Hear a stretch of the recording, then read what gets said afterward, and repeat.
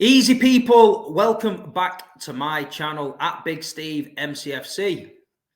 International break is over. All that bullshit and nonsense, England, Southgate, Harry Maguire, all that shit is over. We don't have to watch that for a while. We are back to the proper football.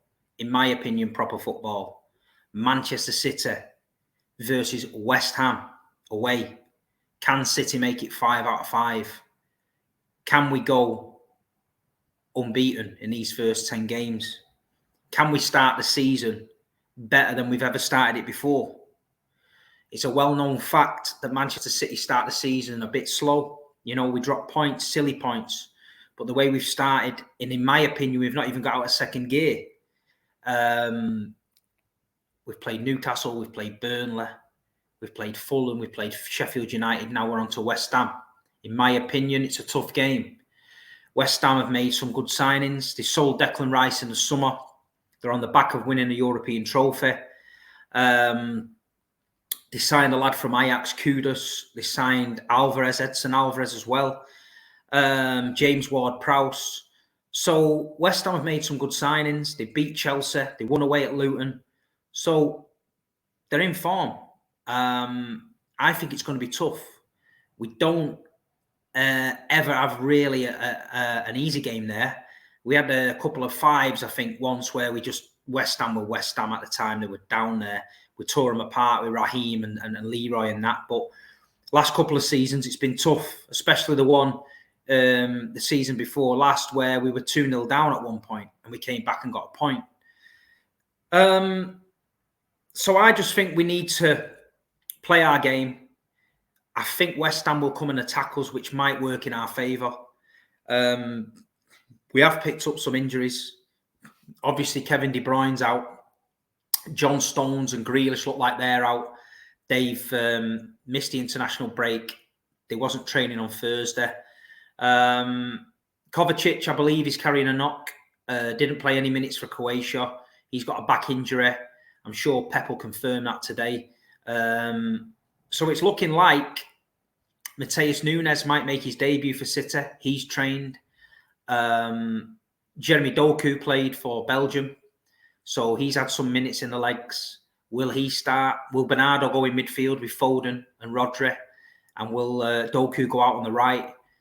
Will Bernardo play on the right? Will Foden come in the middle with Nunes and Rodri? I don't know. Guardiola obviously didn't play the last game. Will he come in? Will Ake play left back? There's a lot of different things. But looking at the squad and looking at where we are, yeah, we've got some injuries, but we look okay. We look like we've got plenty of players available who can slot into different positions. But the biggest positive of all is that Pep is back on the touchline. His assistant's done well. We've won the games. Do you know what I mean? He's done really, really well.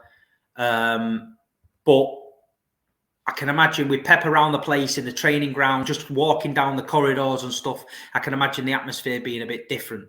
So I, for one, are happy that Guardiola's back. I am going to the game. I've got Mank talk in a bit, and then I'm shooting down to the game.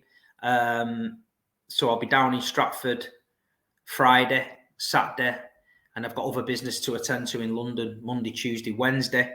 So I am busy. Just can't wait to see the boys back again. You know what I mean? Phil Foden the other night for England looked well. Calvin Phillips played well for England the other night. I thought he was really good. I thought Calvin was aggressive. That tackle on Che Adams early doors in that first half. Proper tackle. England, Scotland. Let's get into him. We're in Scotland. Put a couple of fucking thunderous ones in. Let's have it.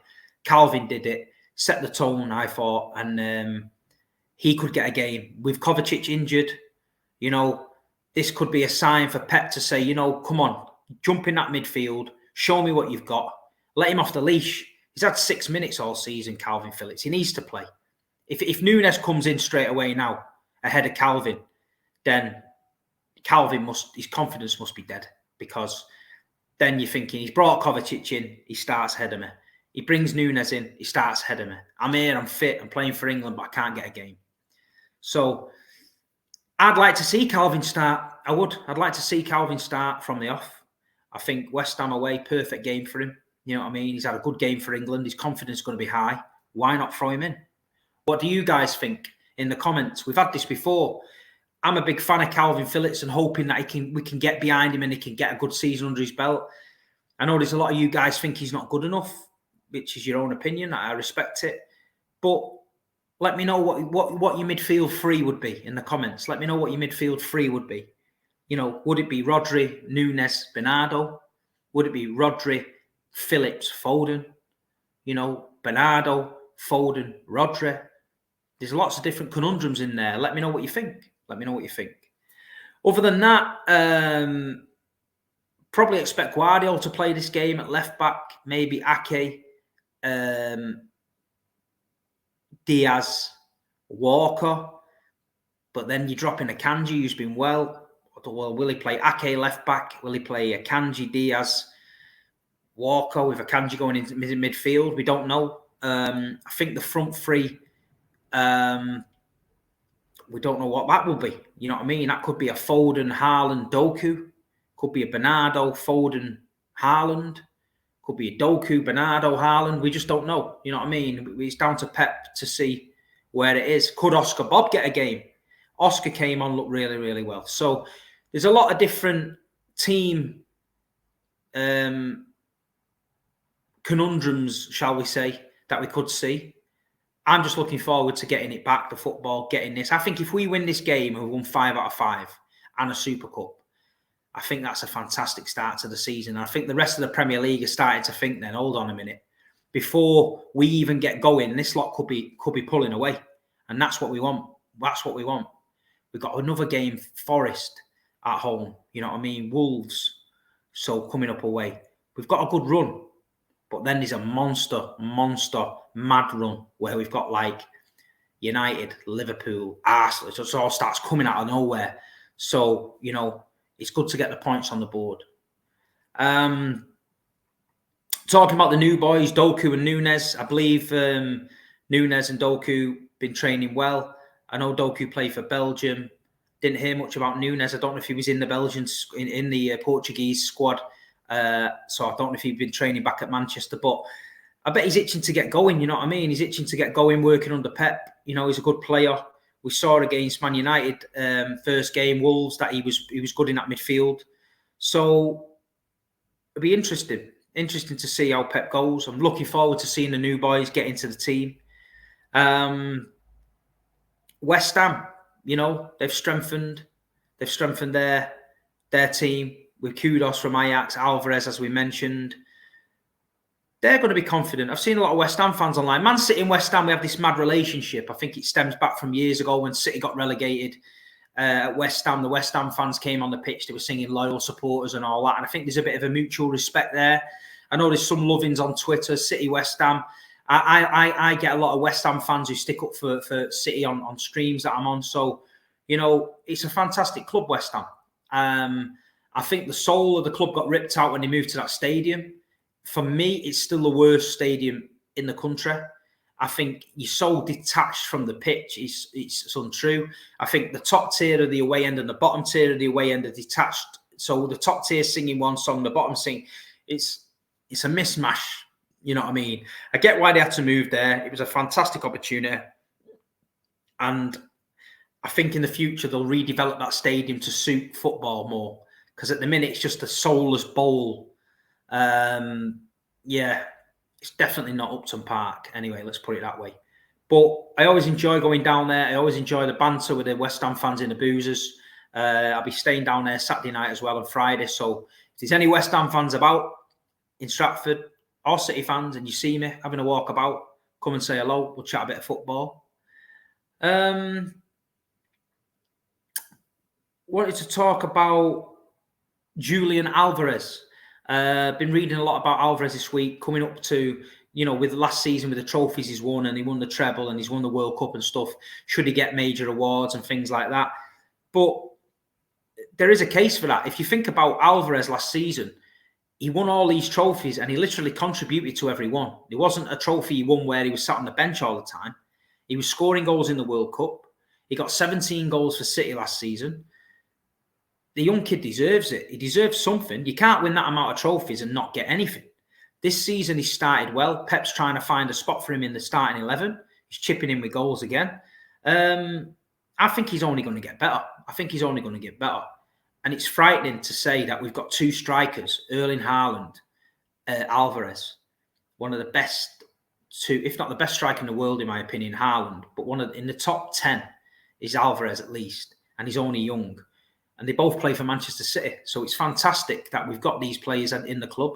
There were talk about Earl having a bit of a goal drought, obviously, scoring again for Norway the other night. And do you know what, right?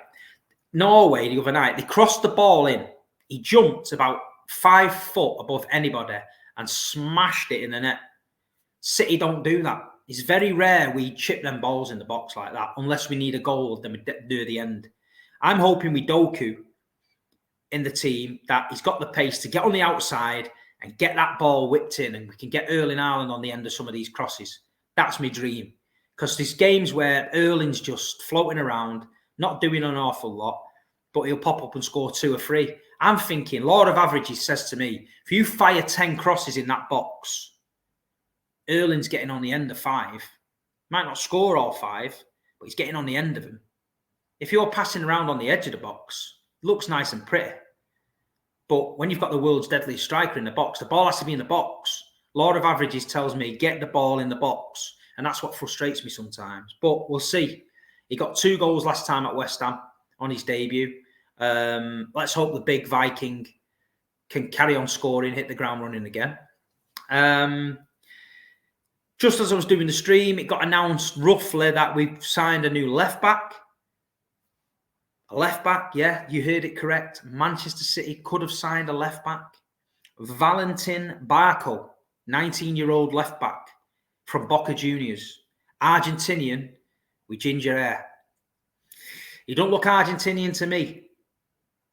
I think it's one of these McAllister jobs. You know where these Scottish were going to Argentina, you know, and getting a grip of a couple of birds, knocking a couple of kids out. Because McAllister, yeah, we know his dad's Scottish. I think this Barco kid, he's on the same breed, you know what I mean? If you put a kilt on him, he'd be Scottish, looking at him. Mad ginger wig. Just had a brief read-up about him. Very highly rated in Argentina.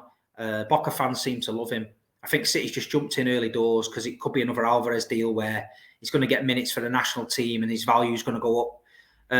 But it's very, very strange that Man City signed a left-back. We've gone so many years in the wilderness. We know left-back. We've had Delph at left-back, Zinchenko at left-back, Ake at left-back, Bernardo at left-back, Big Steve's played at left-back. Everyone's played at left-back. So it's very good to sign a left-back. So we'll see about him. Barco, Boca Juniors, 19. Believe he's coming over December, January time. We'll see. Other news, Kyle Walker. Brilliant for Kyle to sign a new deal. Really chuffed. I think he has got his off the field problems. You know, he does like windmilling and fucking about, but you know, it is what it is. Probably the best right back in the world. Pace, power. We've seen last season against Vinicius Jr. what he can do. He started this season really, really well. Playing for England really, really well. Looks like he's got a new lease of life. The reason I wanted to keep him as well is that the leadership qualities that Kyle brings in the changing room, you can't buy that. You know what I mean? You look at the City documentary and you look and there's little snippets where he's not playing, but he's walking around the dressing room encouraging people and that. And when you've got a team of young lads, you've just won the treble, it would be easy for some of these young lads to sit back and think, you know, I've made it. But people like Kyle Walker won't allow that. They're going to walk around that dressing room and say, hey, come on, we're Manchester City here. This isn't good enough. Step it up. And that's why I'm glad he signed a deal. And the announcement video on Manchester City website where he's gone, Wolf of Wall Street, I'm not leaving. I'm not leaving. And everyone goes, right. Watch it because it's a banger. It's a belter. Proper signing video. But Kyle Walker signing a new deal is brilliant. He's a big part of Manchester City Football Club and what he's done. And in my opinion, he deserves it. So yeah, people, that's my West Ham preview. Score prediction for me, I'm going Manchester City 2, West Ham 0. I don't think it'll be an easy game. I think we get the job done. I don't know what you guys think. Is there anyone out there that thinks we could maybe lose this? Maybe get a draw? Let me know in the comments. But I'm just glad football's back. Can get back to normal football. It looks like I'm going to miss the Red Star game on Tuesday. I've got to work down in London. I tried to drive. I could have drove back and then had to drive back to London. I just can't do it at the minute. I'm not feeling too well. So I'm going to be out there. But yeah, proper football is back. But just before I leave the stream, last week on Manc Talk, I don't know if anyone watched Manc Talk, but a very good friend of mine, really good friend of mine for over 20 years, Chris Drysdale, known as Dryer, he sadly passed away last Thursday, I think it was. He left a very worrying message on Facebook. All the lads trying to find him, we couldn't find him. And then unfortunately, we found him. He committed suicide. And the reason I'm talking about this is a lot of you know that we lost another lad a couple of months ago, Wilkie, at 24-year-old, who had his problems. You know, it was very unfortunate what happened to him. And I said on my stream, you know, come on, we need to look after each other. And Dryer was a good mate of mine. Like, I can't describe to you about him, how good this lad was and how respected he is in Manchester City circles. And if he could see the love that is being shown to him now he's passed, he would never have done what he did. He's left behind a couple of sons who are devastated. He's left behind his wife who's devastated. And he's left behind a gang of brothers, City fans who've known him for 20 years that are devastated.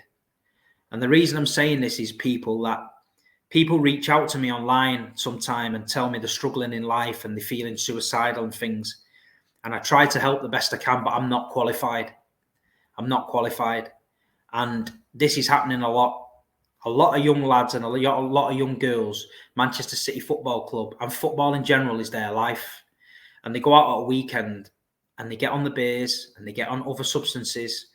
And the mood is dictated by the football. If the football team win, they're happy, they go home and everything's cool. If the football team don't win or they get into problems, they're going home, they're taking it out on partners, they're up, they're down, they're having come downs, hangovers, they're missing work, and daily life is being ruined by substances. And it's happening too much.